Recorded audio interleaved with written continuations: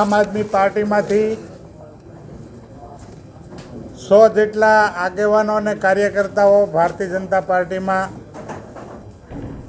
પ્રવેશ મેળવી રહ્યા છે. મુખ્ય તો પિયુષભાઈ દેસાઈ, તેઓ ઉપપ્રમુખ છે માલધારી સેલ ગુજરાત પ્રદેશના આપ પાર્ટીના. કાનાભાઈ મકવાણા, મહામંત્રી સુરત જિલ્લા માલધારી સેલના. ફુલાભાઈ દેસાઈ, મહામંત્રી સુરત જિલ્લા માલધારી સેલ.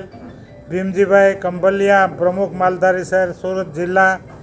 અશ્વિનભાઈ રબારી, પ્રમુખ માલધારી સેલ સુરત શહેર. સાથે સાથે ઘણા બધા આગેવાનો અને કાર્યકર્તાઓએ આજે ભારતીય જનતા પાર્ટીમાં પ્રવેશ મેળવ્યો છે.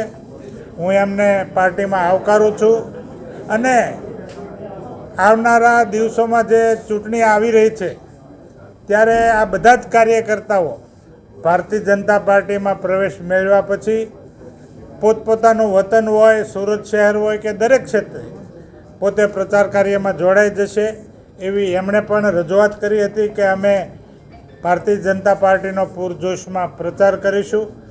આદરણીય વડાપ્રધાન નરેન્દ્રભાઈ મોદી સાહેબની વિકાસની રાજનીતિ અને એમણે મોદી સાહેબે આ દેશનું જે ગૌરવ વધાર્યું છે અને આદરણીય પાટીલ સાહેબના સંગઠનની કુશળ રણનીતિ, આ બધા જ સમીકરણોને ધ્યાનમાં રાખી તેઓ આકર્ષિત થયા હતા અને આજરોજ ભારતીય જનતા પાર્ટીમાં જોડાયા છે. પુનઃ હું એમનું સૌનું સ્વાગત કરું છું, આવકારું છું. ધન્યવાદ.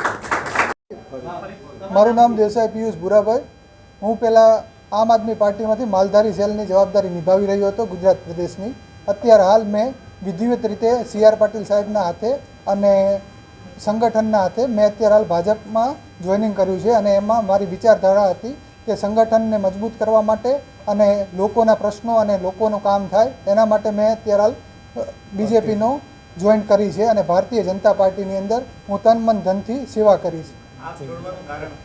આપ છોડવાનું કારણ સાહેબ એટલું હતું કે એની અંદર આપણે મહેનત કરતા હતા, બધું હતું, પણ એમાં જેવી લોકોનો કામ ને લોકોના પ્રશ્નો હતા ને એ ઉકેલ આવતો ન હતો અને એના કારણે પછી મારે ના છૂટકે છોડવું પડ્યું છે.